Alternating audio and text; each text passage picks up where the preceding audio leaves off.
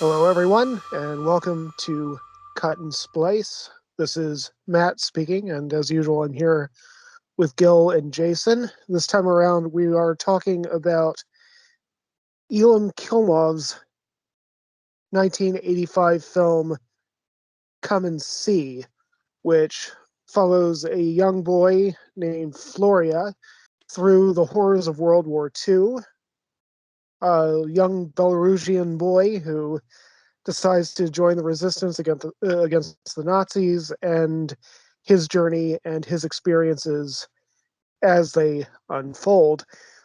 That's probably not dramatic enough of an intro, but I guess that's kind of a tipping off point. So, this is one of my favorite movies of all time. I'm just going to let the cat out of the bag right now.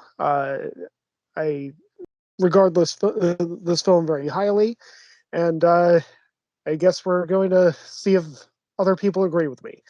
Yeah. Like I said, um, Jason has the most recent. He just finished watching it. What state of mind are you in, Jason, right now? A little overwhelmed, I think. Woof. You know, all those I mean this in a good and bad way, but there's this movie is just like packed full of very non-American, non-Hollywood kind of things, not necessarily tropes, but stuff. And it's just like it's a lot to take in, you know. It's like there's a lot of like stuff that's there just for that's I just think it would have been in all the good and bad ways would have been done very differently probably in a Hollywood movie. mm, Yeah. So one thing I was thinking as I was watching it and having immediate reactions to it is in the context of the podcast. It made me think of Gallipoli, of course, because Me too. it's mm, it's similar in a way, and it does kind of show you, even though Gallipoli wasn't Hollywood, but it shows you a Western movie, a Western approach to, a kid trying to get into a war situation. And it's funny, I think we did the same thing with, in a way, with Tenet and then Inception too. So we do these pairings, not Yeah. together, but just apart, of these movies that have some similarities, and maybe succeed in certain places where the other ones fail, and vice versa. So I had that type of reaction to it.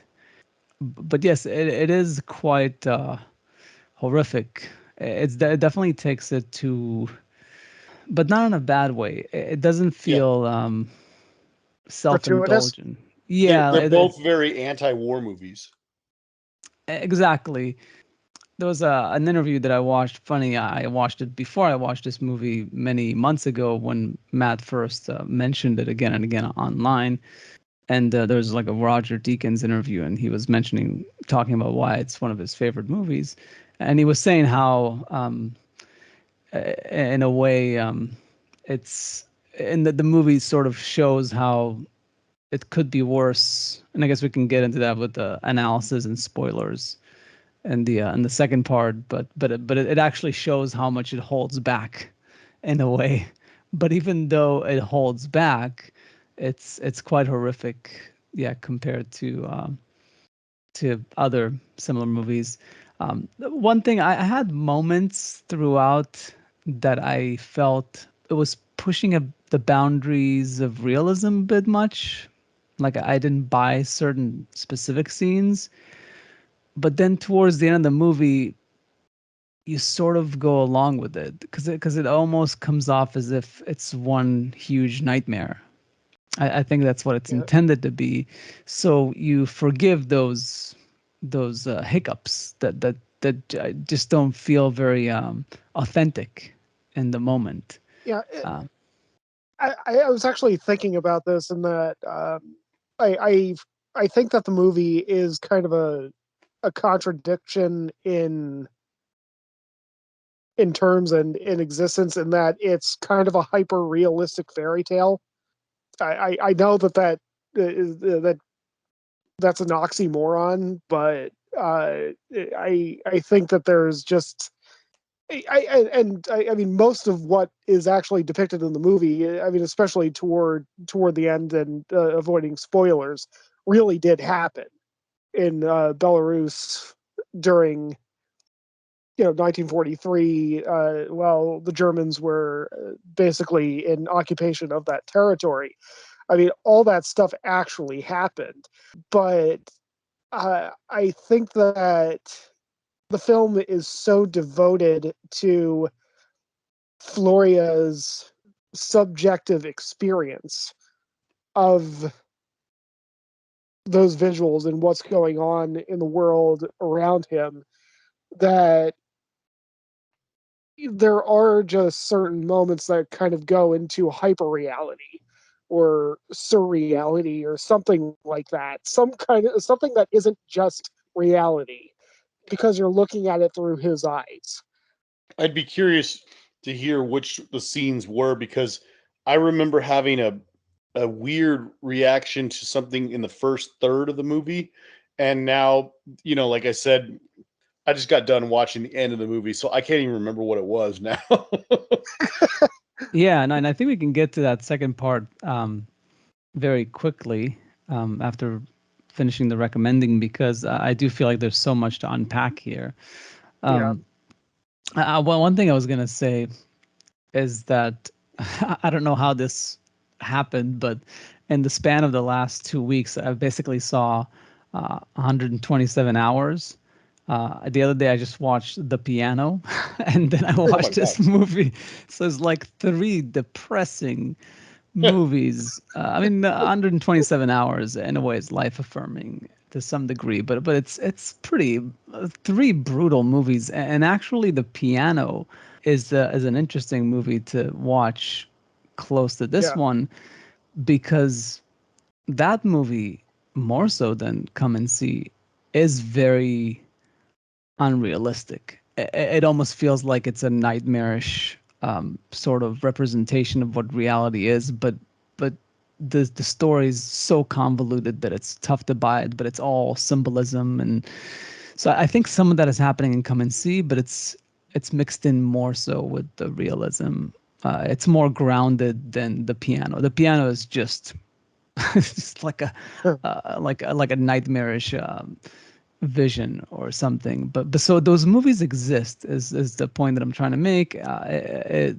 That they're really, there's something really off about them. They don't you don't really, they're too convoluted, but it works because that's the intent, and there's a consistency that the convolution, and that's why you buy it, as opposed to a movie that's real, very convoluted all of a sudden. Yeah. It sounds like you need to watch Tommy Boy or something next to just kind of balance everything out.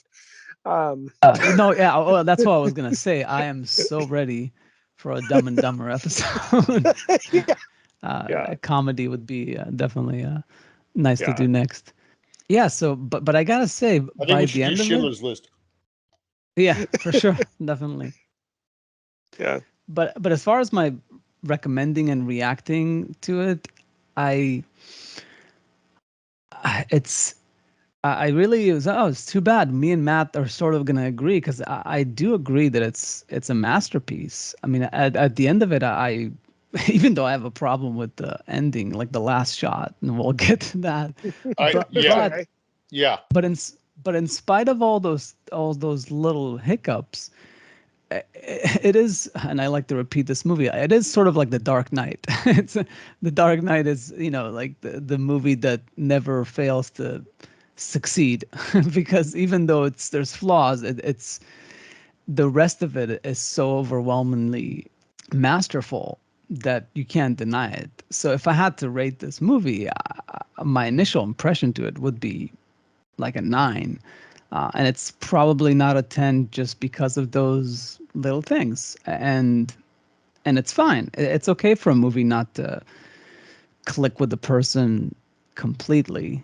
So, but I think it's definitely an 8 to 9 for me, because it's really something else. I think Roger Deakins said it should be compulsory viewing because every human in the world should see this movie because it's the closest thing to representing not a warfare, but just being in a war. So Yeah. yeah, it's definitely brutal and important to see. Yeah, that's. But as far as recommending it, it's tough to recommend it because you really need to have the stomach for it. It's really something that you need to get in the mood for or be willing to put yourself through because it's not easy viewing, but at the same time, it's also not boring. It moves at a good pace. There's some influences there from Tarkovsky, but overall the pacing is better than a Tarkovsky movie. Yeah. So it's definitely more normal, if you can even say that, in that sense. And there's a lot to appreciate with what the camera work and everything that's being done there. But it's still a lot to stomach as you're watching it. Jason? Similar to what Gil said, I would heavily recommend it if if the person I'm speaking to knows what they're getting into. You know, I All mean, right. it's not a very accessible movie, at least on the grand scale of what is and is not accessible. It's not an easygoing movie. It's not a fun movie, but it's very interesting and it's very compelling and moving and depressing, but in the way it should be. Powerful. I mean, like I feel like it's really odd for me to even try to give it any kind of like rating, considering I just got done watching it and I haven't really digested it well yet. But I don't know, like maybe like a solid 8 for sure, maybe more. All right.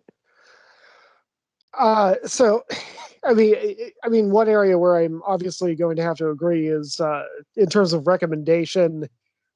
First of all, it's a freaking Russian movie. You know, Yeah, like, so immediately, that's you have to understand the palate of the person that you're recommending it to. I mean, you almost have to be a little bit of a weird person to be super into Russian movies as an American. I obviously I'm a weird person because I'm super into Russian movies. But in terms of, but I mean, bottom line, as far as I can tell, this is an absolute masterpiece of a film, and yeah, this is going to be the first time that I give a 10 to a movie on this on the show. As far as I'm concerned, it's a 10. I mean, it is a gut punch in all the best ways. I mean, I guess like this can be a segue into the second half of it, but I think it was Tarkovsky, not Tarkovsky, sorry, Truffaut, right, who was always talking about how it's almost impossible to make an anti-war movie because cinema kind of necessarily glorifies everything that it touches, or is by its nature exciting, and and it's pretty much always looked upon by the survivors. And I think that Roger Ebert said in his review that this is a movie that actually achieves making a war movie where the survivors must envy the dead. And that's another thing that I think is relevant, which is we do have kind of a distinction between making war movies and making anti-war movies. And to me, this is the perfect example of a movie that's both at the same time. But yeah, is it though? what both a war movie and an anti-war movie? I I would think kind that of this would be a perfect example of an anti-war movie. I don't know if I would really. I would agree. Yeah. Yeah, I mean, wouldn't a perfect okay. example, regardless of quality, let's just like table that aspect of it for a minute. wouldn't a perfect example of a war movie / anti-war movie, like that's almost exactly 50-50, be like Platoon? That's true, because there's actual war going on where Yeah, there's this like is there's mostly. little to no combat at all in this movie. Actually, that's a good point. I'm glad that we're bringing this up now because we can bring up spoilers that, Floria doesn't fire a single shot at anybody during the movie. He only finally discharges the weapon at a picture of Hitler at the end. Yeah. I was Yeah. screaming at the beginning when there's like a helpless paratrooper that's clearly there to butcher his people stuck in a tree, and him and what's the girl's name?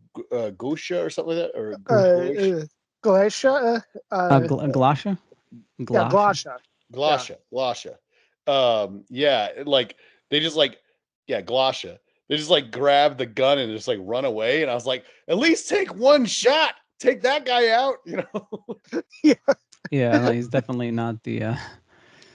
It's definitely the, but still there is the similarities to Gallipoli. Yes, I guess we're getting into spoilers. Yeah, no, it is an interesting. I was gonna say because a lot of what's going on there, the usage of Steadicam, it does. It's got an element of beauty to it, but it's rough. It's rougher. It's definitely not 1917. It's rough around the edges. It's mostly just. It's funny because Spielberg did the opposite with Saving Private Ryan with the opening there, because he went with cutting and staccato style to represent just the horrors of combat. And but here's the complete opposite, is by cutting very little and having a lot of these extensive following the characters Steadicam shots. You feel more in the moment, like you can't escape it, like whatever is happening. In a similar way, the way they did in Children of Men, just with more handheld, more immediacy, you feel like you're there, you're stuck there, you can't escape. Like there's no cut that's gonna save you. You're with them in the shit, sort of. Yeah. So yeah, it's a good got way of describing it. Yeah, it's very effective, for sure. Yeah, and Jason, you were asking about the moments that I I thought were. Yeah, what was the one you felt was or several moments or whatever? I want to see if you can jog my memory, because I remember thinking about something and going, "Ooh, I got to bring that up because that just seems weird," and then like I completely forgot about it. Yeah, I mean, there's the scene in the when they go back to the Luke Skywalker scene, when he comes back to his hometown and to find his family. Oh yeah, And he thinks that maybe they went to hide in this hiding place, like this island or something. And then they run. that was it. That was exactly what I. Thank you. Okay, keep going. Yeah, so Yep. he runs with that Steadicam running after them, and she runs after him, and she looks back for a moment. She sees that all the townspeople have been butchered and placed behind the house that they didn't see initially, and she runs to catch up with him and to tell him that they're dead. Like his family's probably piled up there, but he's like in a trance. He's like doesn't know what to do with himself, but he wants to go to that hiding place to see if they're there. And that's all good. That's very effective. It's a powerful shot and everything is good. But then he slushes through the mud and for like 5 minutes to get to this island, which I don't know why he can't run across, or why can't he see that they're not there. I don't know why he has to go through the mud, and I don't know why she can't call him out to tell him to stop. Like, why does she have to go through the sludge with him for 5 minutes just to finally? It's so long. It's so long, and then they get out of. And why is that? It's a plot point. It's a device just so they can come out of the mud, and they can have that scene with both of their like muddy faces, of him denying that they're dead and her saying that they're dead, and then the other guy comes, the other soldier comes and helps them, and it just it feels false. It hits the wrong note. But then as the movie progresses, and there's a few of these moments that are just a bit over the top, and there are a few even before too, then you sort of like, yeah, I kind of get it. I kind of get it. It just the movie takes these liberties and just creating these surreal moments that are not very believable to imprint them on your mind, like the faces of them, the two of them screaming at each other with mud all over them. How do you make that happen realistically? Yeah. Like maybe they just couldn't find a way to make that happen realistically. So I completely agree with that scene and your issue with it. I had the same issue in that I think that the trudging through the bog, which I don't know where they found mud like that, but it made me uncomfortable to watch it. I was like, good God, it's like a thick layer on top of the liquidy mud underneath, and like she looks like she's drowning, even though she's not losing her mind, and he is clearly losing his mind. And she just decided to jump in with him because, I mean, granted, at this moment in the story, they're emotionally very connected to each other, so she wants to kind of be there for him, but she just I don't know if she's physically about to drown and that's why she's grabbing onto him the way she is, or if she's just I couldn't tell what her motivation was other than to try and get to the island with him. And I'm like, this is ridiculous. I was like, because I mean, see, okay, here's a perfect example of what I was trying to say earlier and kind of failing to say. In an American movie, if their goal was let's get to that shot where they're on the island, his psyche is literally splitting and they're covered in mud, and she just went through this horrific thing with him and just yells at him like, they're dead, your family's dead, and he's like, no, they're not. Ah! Like, if they wanted to get to that shot in an American movie, they would have done the same thing, and they would have used the same plot device of them having to go through the mud, and it would have been like this crazy thing where they had to jump into the mud and like pull themselves out, and it would have been like 4 seconds. It wouldn't have been like 4 minutes of trudging through mud in an unbroken shot. And then the whole time, she's not even trying to tell him that they're dead. She's just going, ah, ah, ah. And I'm just like, I don't get it. I don't know what's going on. But like you said, they get to the moment where they're yelling at each other, and it's that like these two people are so intimately connected at this moment, and they're just verbally tearing into each other, and it's worth it for that moment. But then he grabs her and throws her in a different direction off the island into some very clean water that's about 3 feet deep. And I'm like, shenanigans! You were 15 to 20 feet away from that clean ass water. That is where you cross. You do not go in the mud. I don't care how crazy your brain is. No, shenanigans. You know what it reminds me of? Last Action Hero. Yeah, they get out of the water, and I was like, "Oh, they're all clean now." No, but obviously there's a lot of, I think, like symbolism and metaphors going on there, like the trudging through the bog, and then the juxtaposition of them being muddy faced, looking at each other with those centered close-ups that are looking at the lens or like just below, just above. And they're juxtaposing that with earlier the beauty shots of them being still slightly innocent and in the forest and having that flirtatious moment.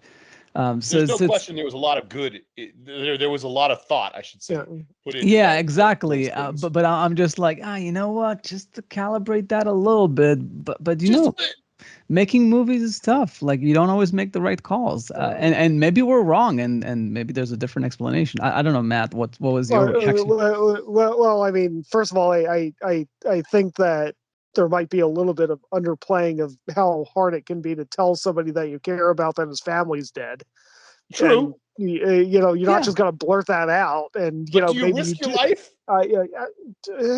Well, I mean, I think that if a lot of stuff is going on, simultaneously, and you figure, okay, well, maybe there's some hope.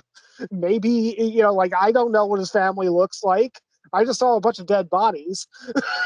I mean, Right. yeah, it's likely that his family's there, but hey, maybe they are on the other side of this damn bog. Am I gonna Also, shout? a point of view shot Maybe, would have been nice to see what they're looking at. Is there a tree that he can't Yeah. see through? Why is he drudging through it? Like, but again, that was the whole style of it, is that we're stuck with him. We can't see where he's going until he gets there. Like I didn't even see the island. I just saw him going through mud and getting to more mud. It looks like the type of thing that you could technically walk around, or at least see at a distance if they're there or not. I have to chime in. I agree that there's an issue with that scene that is kind of exacerbated by our lack of knowledge of the geography of that moment. Like if when she's chasing after him, if we got a shot of the island and we see that it's bigger than what we saw, and so there is a good chance that maybe there is someone hiding on it somewhere, then maybe that would explain why she's like, well, let me go along with him to get there. And then it's only after getting dragged through that crap that, like, she just stops and is like, no, I gotta stop this guy. He's going crazy, kind of thing. But like during that long 5-minute trudging through the mud, it's like, good God, like, who signed up for this? Like, she just jumped in to, like, grab a hold of his shirt and be dragged through this thing. I mean, I almost got these, like, visions of Sigourney Weaver in Galaxy Quest when she, like, turns the corner and sees all the crushy things, and she's just like, fuck that.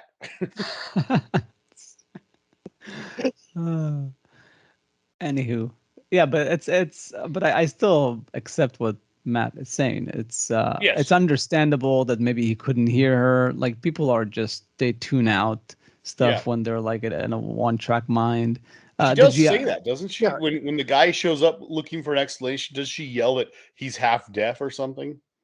Yeah. Yes. I mean, actually, that's kind of an interesting sound design fact. After the bombing scene that happened earlier, Floria's it is actually set up that Floria loses a lot of his ability to hear, and they actually changed the way that they recorded the sound for the rest of the movie from there on out to kind of dampen it. It wasn't as full from that point out. So I mean, you're also supposed to be kind of hearing through Floria's ears from that point out. So also, not to digress, but this might. This is not intended to be political, but it's just one of those things that with the whole Alec Baldwin thing happening, they actually use live ammunition on Come and See. Yeah, I heard on the thing with the cow scene, like, it's actually real, like, bullets flying through the air. Yeah, they actually killed the cow. Yeah, that's that too. Like, oh, did they really?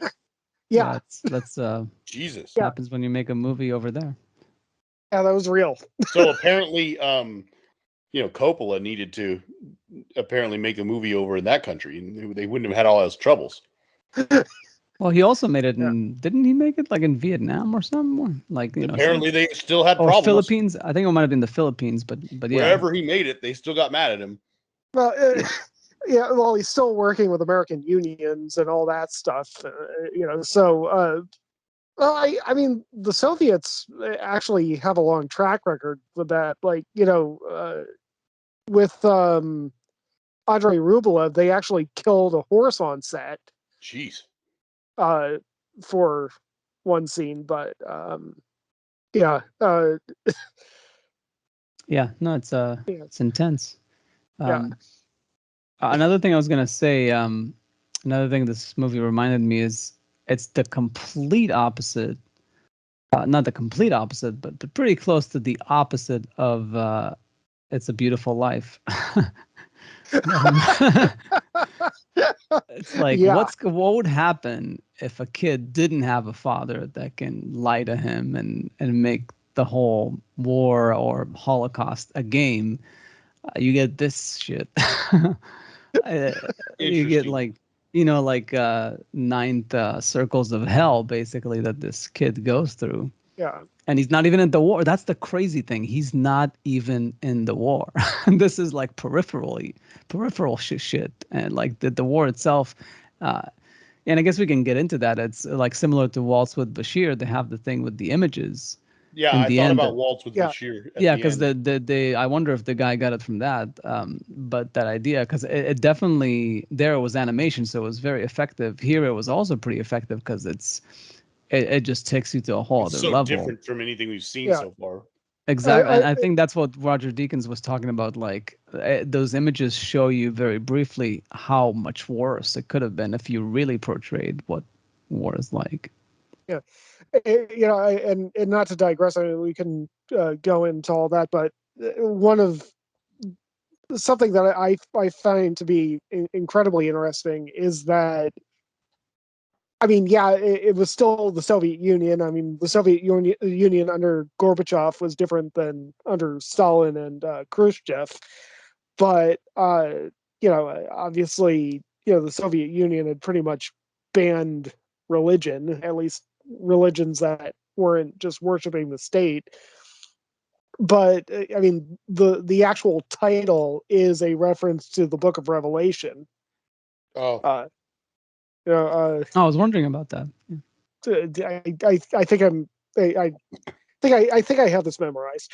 And when he had opened the fourth seal, I heard the voice of the fourth beast say, "Come and see." And I looked, and behold, a pale horse, and his name that sat on him was Death, and hell followed with him. I see. and then the Yeah, lightning strikes, and then Kurt Russell says something awesome. yeah, yeah. But yeah, yeah. The title of the movie is a direct reference to the Bible. Oh, I see. Because Interesting. I did wonder if it was come and see in the sense of like maybe in Russian it sounds better, but it's some sort of kind of like duck you sucker, like a not so good translation of like Yeah, keep your head down type of thing, like come and see, like you need to see this, like psst, psst, like you got to see this type of thing. Like here, I'm going to show you something about what war can Yeah. be like. I was thinking more in those lines, but obviously it could go both ways. Maybe it was intended to be both, like to be the biblical and the, you know, like much yeah, like duck you suck. um, yeah.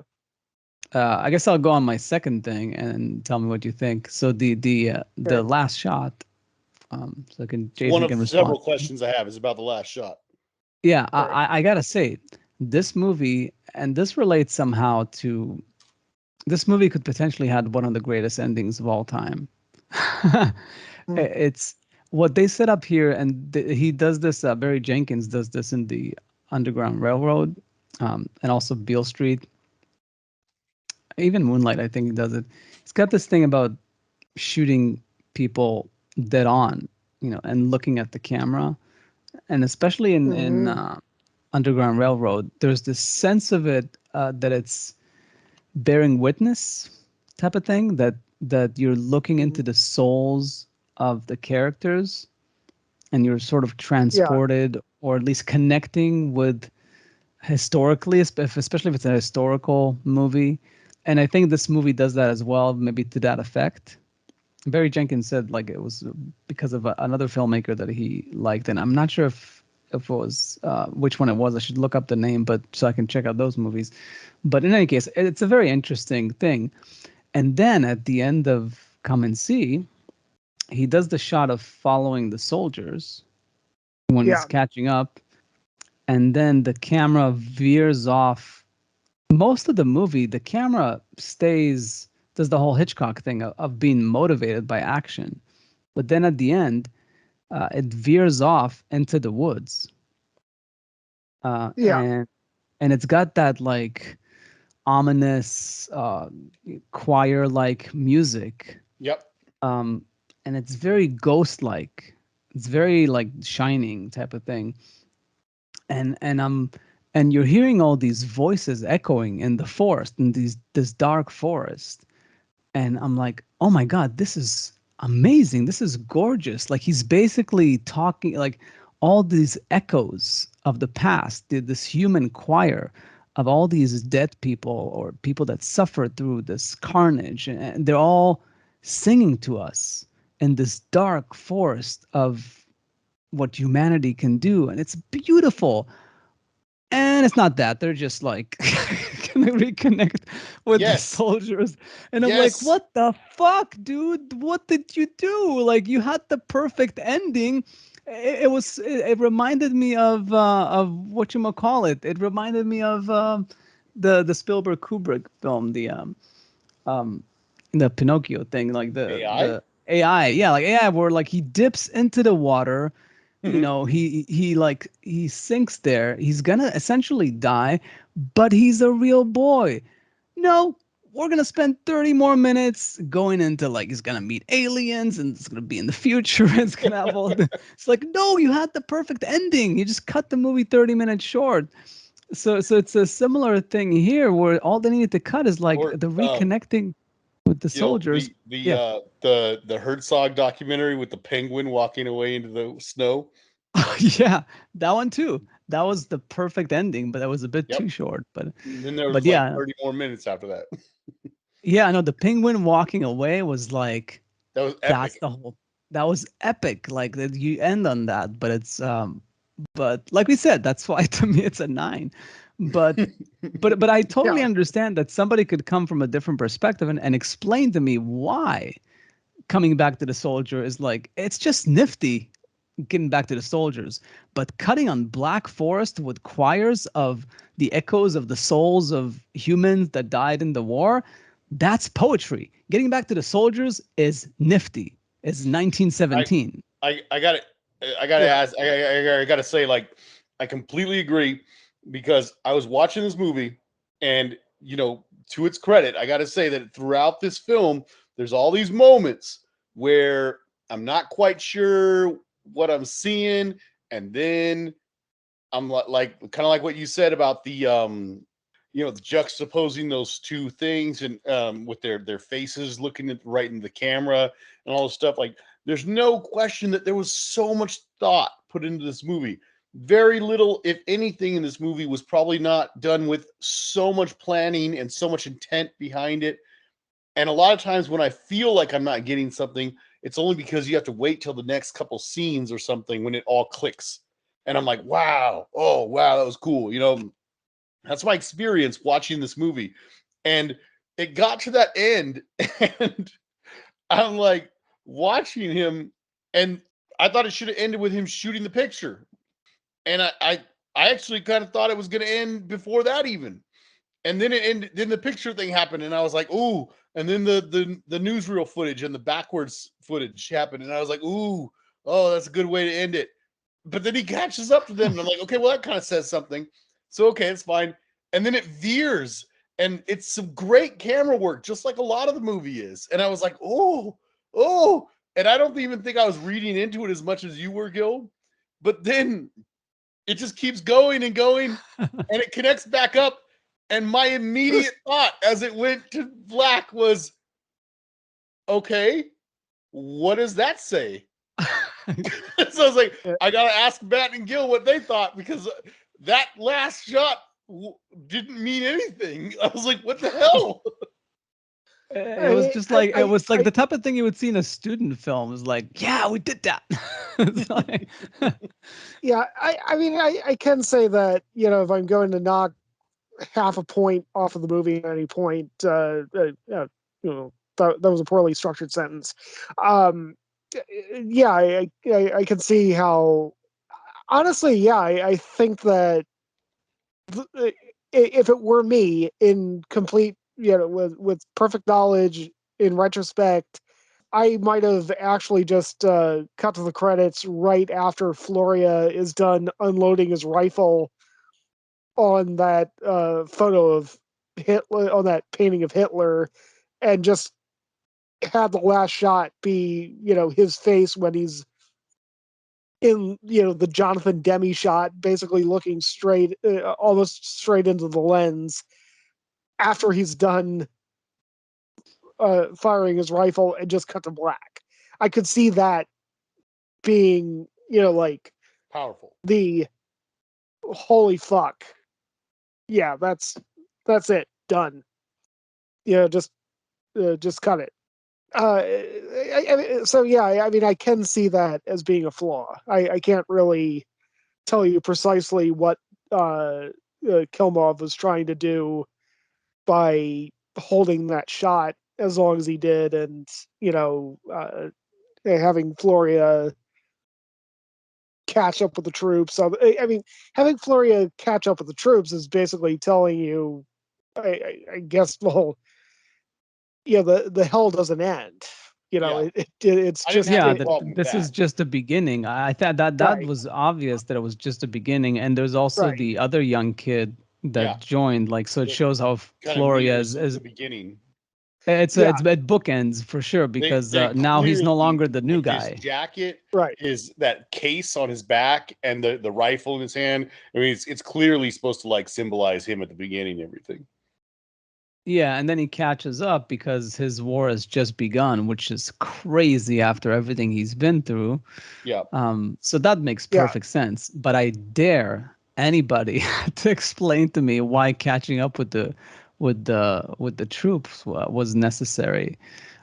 Maybe see a glimpse. Like, I would cut it exactly when you start seeing them, Through the trees, through the right? trees. Because Just that was cut like it there. that was a really beautiful way that the camera was working there. See them again, but then you're like making your way all the way through the trees. It was just unnecessary, but It it's really okay. makes you feel like they were, when the camera gets back to the troops, you're waiting for, it's almost like, wait, why did we go there? And then you're waiting in anticipation for something new, for something like, oh, look what just happened. If there is nothing. It's just like, what? And if I'm not mistaken, Floria catches up with them before the camera veers off, right? It's Yeah, not as it if does. he connects Yeah. only. Yes, he does. Yeah. Yeah, so I mean, it really is a strange decision, but in retrospect, hindsight is 2020. Well, I'm also glad that we're talking about this, because it's occurring to me that maybe I've seen like way too many Russian movies, and I'm so used to seeing camera work like that. And those decisions being made in Russian movies, that it just kind of like flies under my radar. Let me ask you about a few more scenes then. Okay. In no particular order. I was just what's coming All to my right. head. All right. So I guess I'll go in kind of chronological order. I just want to make sure I understand this correctly. So even though they've seen each other and they've been in the camp for a while. Oh, well, actually, you know what? Let me start even further. This is not a question. This is just a comment. This is just a comment. Okay. I could tell right away when he gets to the little resistance group or whatever, and they accept him, and then they start putting him to work, and it cuts to him cleaning stuff, and no scenes whatsoever of them even remotely training him to do anything. And I was like, this is the most disorganized paramilitary group I've ever seen in my life depicted on film. These guys are all going to die. That was just what went through my Yeah. head. Well. And I was right. But anyway, going further. So clearly him and Florian and Glasha, they're in the same camp. They're aware of each other. They've seen each other. She sprinkled some like plants on him for some reason, which I seemed like kind of a dick move because he was cleaning something at the time. But anyway, whatever. And yeah, clearly, even though there's like a handful of women in this group, that they're this resistance group, she is being followed around by like 6 thirsty ass men the entire time. But correct me if I'm wrong, In the following scenes, he doesn't get to go out to fight, which is probably a good thing for him. But considering his age and his temperament and everything going through his mind, that's like a death sentence to him practically. So he is in the woods sobbing about the fact that he has been robbed of his destiny and treated like a child when he wants to be an adult and all those other things. And then he encounters Glasha, who's also sobbing in the woods, and they get that little bonding moment, which is kind of nice and everything, right? Correct me if I'm wrong. She is out there sobbing because in the previous scene, she goes and they had that very, very intense moment where she's making eye contact with the like Russian Jason Statham guy. And and like I don't know, what is she expecting? Does she want him to take her with him? Does she want him to stay back? Like what? I don't get. Clearly they had like a relationship of some kind, but what is it she was hoping for? I might have to watch it again. I'm. Is it just I mean that she's young and she's just having these like unrealistic thoughts of like I wish he didn't have to go kind of thing? Oh, but I think wasn't there a thing at some point where I don't know if he or she they mention about like the alternative to war is get married, have kids. So I think there's some wishful thinking on her part that it would be nice if we could just settle down, but it's just not the right time to settle down type of thing. And they definitely both have some kind of abandonment going on in terms of like being left behind. They're there's literally one person left on Earth that you feel that you can actually connect with at this moment. So and if there was anybody in the entire squad that Florian looked up to, it's Russian Jason Statham. Yeah. So I guess there's that. Okay, so that's that. My only other one that I really felt was worth mentioning was, did you guys get any sort of deep meaning behind it or anything? Because I was just weirded out by that evil looking bird. When they're alone in the woods surviving together, there's this bird that shows up that is just like the Antichrist. I don't know, like it is the most terrifying looking bird, and yet it's not even like a really scary breed of bird. It's just the look of it. I don't know how they found this bird, and clearly there's a lot of scenes that focus on it, and the bird like is very kind of I don't know, it's not anthropomorphic, but the way it moves, it seems to be very much like a person. It like walks up to their little hut, looks inside, sees them there, but it doesn't go in. I think that's supposed to mean something. And then it shows up later and it shows up before that in one shot. And I'm like, there's a close up of the bird's beak, like looking right in the camera, just like the humans do. And I'm like, what the hell is that bird? It's so scary looking. I don't know, Gil. Did that stick out to you? Honestly, I can't. I mean, I know what you're talking about. That's just not an aspect of the movie that really jumped out at me. No, I definitely so deliberate, and I just don't understand what they were going for. No, I definitely responded to it. I mean, it's not exactly like a Terrence Malick thing where it's like a random thing he just catches for the sake of catching. It seems like that bird might have been around and they thought, let's shoot some stuff with it. I do wonder if it was a wild bird that just was kind of poking around and they thought might be interesting, but they just did more with it. It does feel like it was almost like the devil, especially if you have some biblical stuff in here. I thought it was kind of like a devil bird. It might be a thing where it's that's what I feel like the bearing witness thing comes back to me is the whole idea that whether it's the cow or the bird, it's the bearing witness. The little furry animal on the German commander's shoulder. Yes, there's that too, and there's, I mean, the dogs play like the more conventional part, but Of course. yeah, there's the animal. There's something about the animals. It's kind of bringing the. In that case, it was a pet. The dog, like the Germans have pets, and then the Russians have, wild creatures. Or I guess domesticated with the cow. But there's this. I think wanting to bring in animals into the story to represent something, to represent nature in a way, because nature is already represented with a lot of the forest and stuff, especially Yeah. the last shot, and it's definitely a character in the movie. So I think it's trying to bring all of that in, and the ugliness of humanity smack in the middle of all that, because in a way it is a beautiful, impressive bird, but I it's guess. very dark. Like it's Yeah. darkly like lit, like it's very shaded, like the Mhm. where it was standing and stuff. So it was very moody for sure. It wasn't like beautiful I for the don't sake want of. to try to guess exactly what the motivation was, but the creepy little furry thing that's the pet of the commanding officer, the German commanding officer, Sturmbannführer.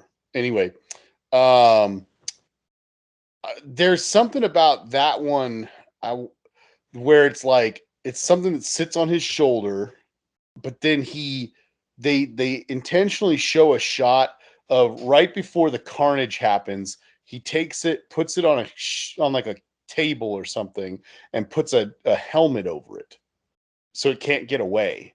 There's something that's kind of like about that, like it's captive or something. I'm not really sure Yeah. what, but that was the only thing that kind of came to my mind. I'm sure there was some very much like a lot of thought into why they showed those shots exactly, but And maybe that's the thing about that bird, is because it was one of the only animals that was free. yeah, It was impressively free of all. It was sort of clean of all the messiness of what was going around it, but still in the same, occupying the same world. yeah, That's what I think it was. Something about the simplicity of nature, the beauty, and juxtaposing that with the horrors of what's going on. I yeah. think there's a lot of juxtaposition of just those contrasting aspects of it.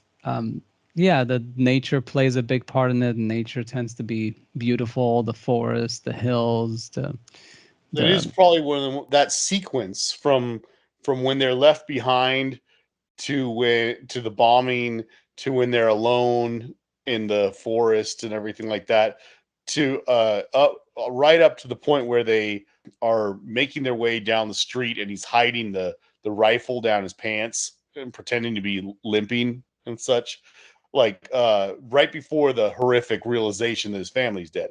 That entire sequence is probably the happiest moment in the entire movie. oh, the raining part where it's raining on them Yeah, and they get all of it. clean, Yeah. and Yeah. Well, I then mean, they even cuddle so, when it's even the cold. downer stuff in there, like when he's building the shelter and she's freezing to death, you get even when that's sad, they get into the hut and then they're better, you know? Yeah, at least somebody's caring for somebody else at Right. the And moment. there's no At least violence there's, going on. yeah, right, yeah, but But yeah, then that's where the evil bird shows up. yeah, And thank God it doesn't attack them because I'm I sure, guess it's you evil. know, could do something Yeah. with its beak. That was not Toucan Sam. It was a yeah, very, very scary bird. yeah, Definitely not a Disney bird. No, yeah. no, There's no doubt that it was a rough movie, yeah. and uh, yeah, I think it was very meticulously made. So, Matt, why? I mean, aside from just the fact that they could do it and it gave it an interesting look and everything like that, do you think there was any particular reason why they chose to have not one or two, but like three or four very noticeable shots towards the end with the split focus? I just think it was fashionable at the time. Honestly, I still don't like those shots, and Some but are at better the than others. yeah, Yeah, I mean, a few of them were barely noticeable, but yeah, I think that it's just something that we used to do in the '80s that we don't do all that often anymore. But Hmm. Yeah, and some of those yeah, were pretty extreme. They were almost like a split screen. Yeah. Like there yeah, was no trying to hide the split. Not like as well Spielberg does, like in Encounters of the Third Kind. The one where yeah, he's in the foreground looking at the camera, and then there's like I don't think it was a bridge or something in the background that was like whatever going on, like yeah, across the top of the screen or something. That one I felt had a lot of purpose behind it, but it was also the most noticeable by far. And yeah, then I can't remember what happens. There's like one or two more, and then there's when the girl is there, and she's on the left of the screen, and we're really getting a close up of like the just like shell shock look on her face, and the fact that she's clearly been like beaten or something. And then they do a split where he's walking to the little motorcycle or something to pull the gas can off, you know.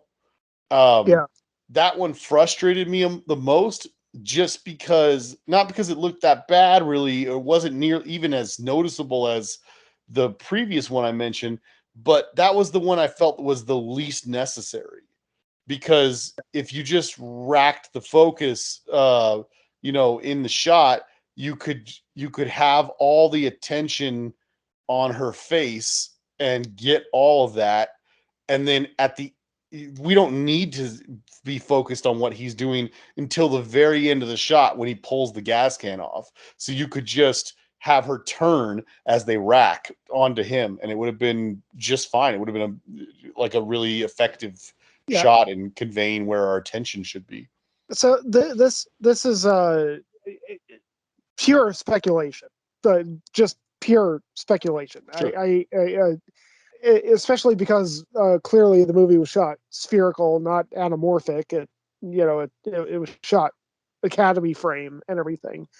I actually do have a particular amount of experience with Soviet lenses, and obviously Gil has a little bit of experience with Soviet lenses himself. You too. I mean, we all have experience with Soviet lenses, Mhm. and Well, in that I've worked on movie sets with you and your Soviet camera. Yeah, sure. yeah, Okay. right, yeah. I mean, even up to 1985, a lot of Soviet lenses had major breathing problems, Oh, even the spherical lenses. So, wow. like, you rack focus, and it can really be A probably funhouse even more mirror experience. right, even more distracting than having a diopter and doing a split focus Interesting. shot. But again, that is purely speculative. I have no evidence to back that up, but just kind of throwing it out there as a possibility that maybe they were trying to do those dramatic rack focuses and just thinking like, Jesus, lens breathes like Pavarotti. Let's not do that.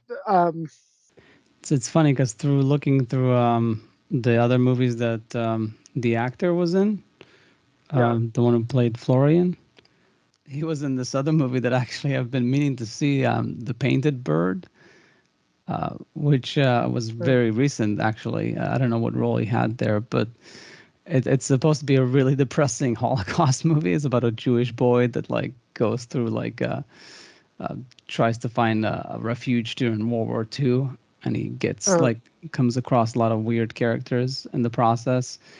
I was like, darn it, I'm gonna have to watch this movie now. Because it's like on Hulu, and I don't know when it's gonna leave Hulu, so I should probably like watch it like soon. It's like another depressing movie. Maybe I can wait until Holocaust Day. I usually try to watch a Holocaust movie during the Holocaust Day, but I don't know if it will still be on Hulu. no, Stellan Skarsgård is in it. Holy crap! Yeah, I need to see this too. uh, Yeah. it's weird that I haven't yet, but I'm gonna go out on a limb and say that the actress who plays the other other large character, Olga Miranova, probably did not have a good time making this movie because it's the only thing she's ever done. Yeah. Oh, One and my done. impression. Yeah, my impression is that most people who made this movie didn't exactly have a lot of fun on the set. They actually shot the entire movie in sequence Oh wow! over the course of 9 months. And yeah, the actor who 9 played months. yeah That's yeah, and the actor who played Floria, Alexei Kravchenko. Basically, the only makeup that they put on him at the end of the movie to make him look that old and worn out was like, some gray in his hair. But everything else was just like, yeah, that was just him. I mean, yeah. they really beat the shit out of they really beat the shit out of him in order to make that movie. Yeah, and I guess if we ever do want to have a conversation about this, like we can actually raise some questions about the ethics that involved in making a great piece of art, because again I regard this as one of the greatest films ever made, but I mean Did they need to kill the cow? right. Did they need to fire live ammunition 10 centimeters above their lead actor's head?